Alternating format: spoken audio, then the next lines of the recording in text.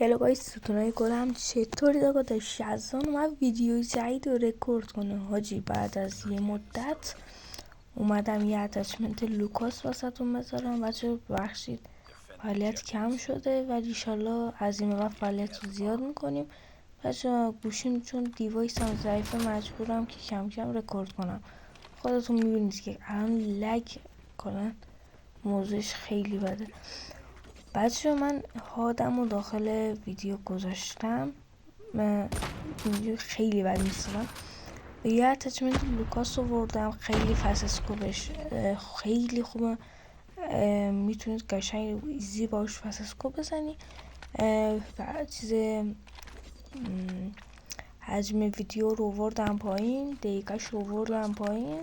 سری کارتون را بیفته برید یه اتچمنت لوکاس بردارید، سوسکی درو کنید.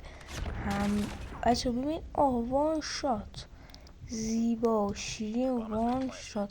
اینجا خواستم نمایشی بزنم اونم که رفتش. بچه راستی یه دونه کارامپیت رایگان داخل فروشگاه بازی موجود شد. کسایی که آرزوی کارامپیت رو دارن سریعتر برن بگیرن.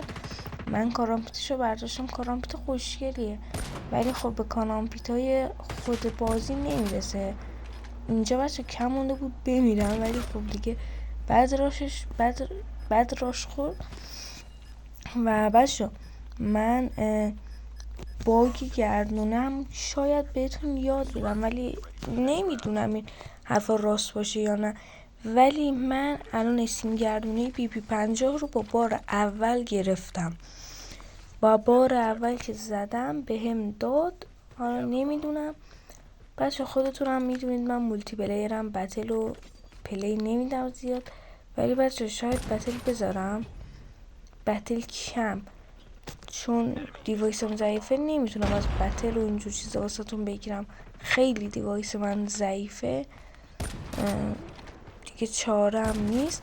ولی برای این دیوایس مشکل دیوایسم رو حل میکنم. شما یه مقدار حمایت کنین بچه. اتچمنت لوکاس اینم خیلی اتچمنت گادیه. اینجا کیلدوزی کرد یارم، نمیدونم بوت بودم فکر کنم یارم 2-3 تاشون ولی با اون کاری نداریم. بچه قراره هندکم هم بذارم. بچه هادم داخل کد هادم داخل این توضیحات ویدیو دیسکریپشن میذارم، بردارید عشق کنید. اینجا نمیدونم چرا نخورد. این یکی، این دوتا، این 3 تا، این 4 تا و سولو. البته یکیشو نزدم ولی خب سولو حساب کنیم میشه سولو دیگه.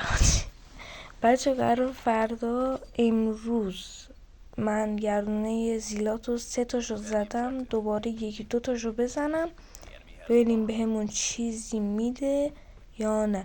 خودش هم بچه من با لوکاس الان خیلی نرم تر دارم پلی میدم، نمیدونم هر چقدر میزدم نمیخورد.